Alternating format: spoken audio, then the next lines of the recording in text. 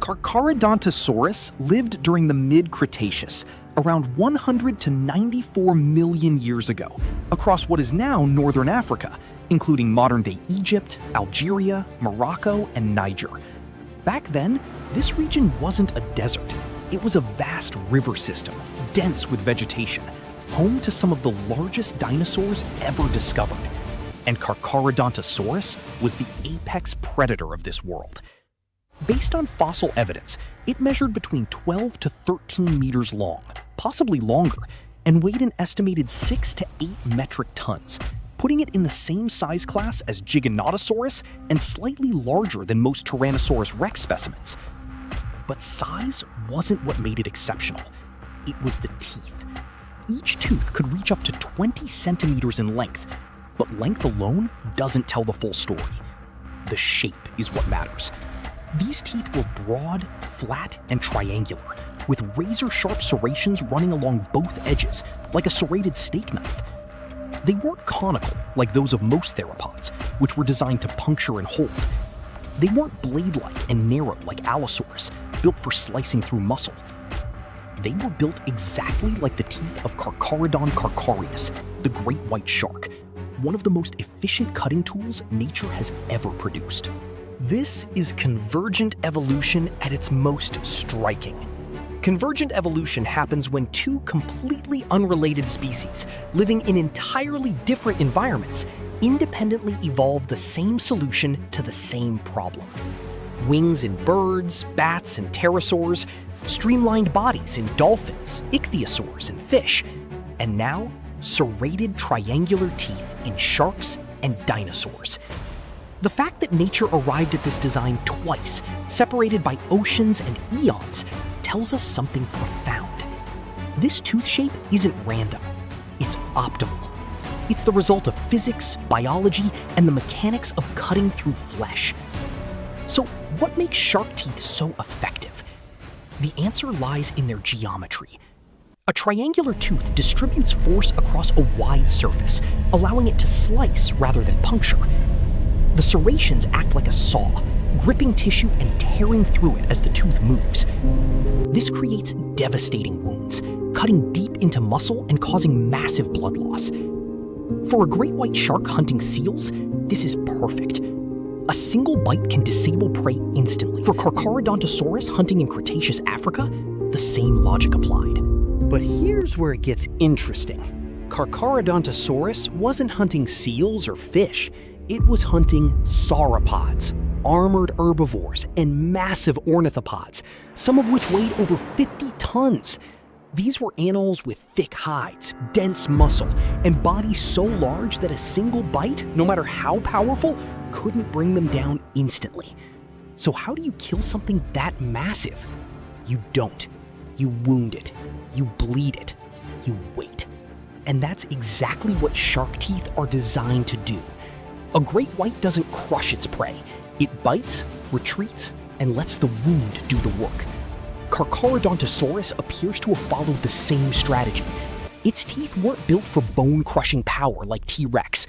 Bite force estimates suggest it could exert around 3 to 4 tons of force. Strong, but nowhere near the 6 to 8 tons T-Rex could deliver. But it didn't need that kind of power. It needed cutting efficiency. A slashing bite from Carcharodontosaurus would slice through skin, muscle, and blood vessels, creating wounds that bled profusely. The prey wouldn't die immediately, but it would weaken. Over time, blood loss, exhaustion, and shock would bring even the largest animals down. This is persistence predation, and it's one of the most effective strategies in nature. Evidence for this hunting style comes from the structure of the skull itself. The skull of Carcharodontosaurus was long, narrow, and relatively lightweight compared to other large theropods.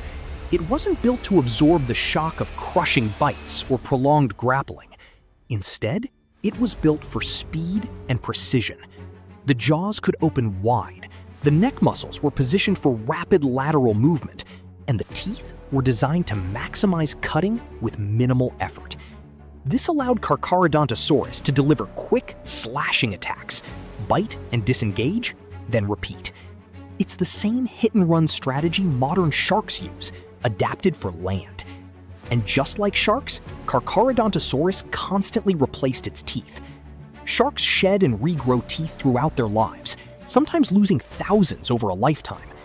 Dinosaurs did the same. Fossil sites across North Africa are littered with isolated Carcharodontosaurus teeth, evidence of constant replacement. This makes sense for a tooth designed to cut. Serrations dull, edges chip, and in a world where every hunt matters, having fresh, sharp teeth is the difference between survival and starvation. But who exactly was Carcharodontosaurus hunting? The fossil record gives us clues. It lived alongside some of the largest herbivores ever discovered. Paralititan, a massive sauropod, estimated at over 30 meters long and weighing up to 80 tons. Egyptosaurus, another sauropod, nearly as large. Ouranosaurus, a sail-backed ornithopod with thick skin and a robust build. And Spinosaurus, the largest theropod of all time, a semi-aquatic predator that could reach over 15 meters in length. This was an ecosystem of giants, and Carcharodontosaurus sat at the top of the terrestrial food chain. Sauropods would have been the primary targets. These massive herbivores were slow-moving, abundant, and packed with calories. But they weren't easy prey. A full-grown Paralithidon could crush a predator with a single stomp, and even juveniles were large enough to cause serious injury. This is where the shark tooth strategy becomes essential. Carcharodontosaurus didn't need to overpower a sauropod. It needed to wound it, disable it, and let nature do the rest. Imagine the scene.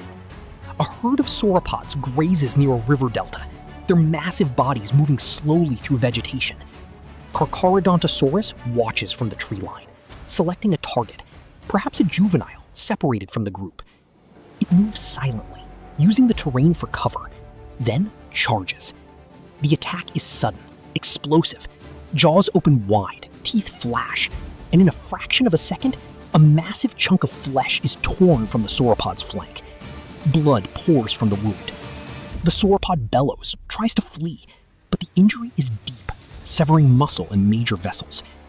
Carcharodontosaurus doesn't chase. It watches. Hours pass, maybe a full day. The sauropod weakens, slows. Only then does the predator approach to feed. This isn't the dramatic, cinematic battle we imagine. It's patient, calculated, efficient. Then there's the question of competition. Carcharodontosaurus shared its environment with Spinosaurus, another massive predator, but they likely didn't compete directly. Spinosaurus was semi-aquatic, hunting fish, crocodiles, and marine life along rivers and coastlines. Its teeth were conical, designed to grip slippery prey, not slice through thick hide. Carcharodontosaurus, by contrast, was a terrestrial hunter, built for open ground and large herbivores. This niche partitioning allowed both apex predators to coexist without constant conflict. But when their paths did cross, fights would have been catastrophic. Both were armed with massive jaws, claws, and the size to inflict devastating injuries. Fossil evidence from other large theropods shows scarring and healed bite marks, proof that these animals didn't always avoid each other. Some encounters ended in death. Others left permanent reminders. The Cretaceous of North Africa was a battleground, and survival meant avoiding fights whenever possible, even for apex predators. The skull structure also reveals something unexpected. Brain endocasts from related Carcharodontosaurids show relatively large olfactory bulbs, suggesting a highly developed sense of smell. This makes perfect sense for a predator using a bleeding strategy. Once prey is wounded, tracking it becomes essential. Blood leaves a chemical trail, detectable from miles away. Carcharodontosaurus could follow this trail through dense vegetation, across rivers, over long distances, ensuring wounded prey never escaped. Combined with decent vision and likely good hearing, this was a sensory hunter, using every available tool to locate, track, and kill. But despite its dominance, Carcharodontosaurus didn't last forever. Around 93 million years ago, it vanished from the fossil record, roughly 1 million years before the end of the Cenomanian stage. The exact cause is unknown, but the timing coincides with a massive oceanic anoxic event, a period when oxygen levels in the oceans dropped dramatically, causing widespread marine extinctions. This event also disrupted terrestrial ecosystems, altering vegetation, collapsing food chains, and destabilizing climates. The sauropods Carcharodontosaurus depended on began to decline. Prey became scarce, competition intensified, and a predator built for abundance couldn't adapt to scarcity. By the time Tyrannosaurus rex appeared 30 million years later, the world had changed. The ecosystems of North Africa were gone, replaced by new environments in North America and Asia. The megasauropods were extinct, replaced by smaller, more agile herbivores like ceratopsians and hadrosaurs. And the hunting strategies that worked for Carcharodontosaurus no longer applied. T-Rex evolved a completely different solution: bone-crushing power and solitary ambush hunting, perfectly suited to its time and place. Evolution doesn't start from scratch. It takes what works and applies it wherever it's needed. The same cutting geometry that makes a great white shark the ocean's top predator also made Carcharodontosaurus the terror of Cretaceous Africa. Two predators, separated by millions of years, one in water, one on land, both arriving at the exact same solution. That's not luck. That's the physics of predation, written into the fabric of biology itself. It was a terrestrial predator that evolved the tools of a marine apex predator, a dinosaur with the teeth of a shark, built to bleed giants in a world that no longer exists. And for millions of years, that strategy worked perfectly.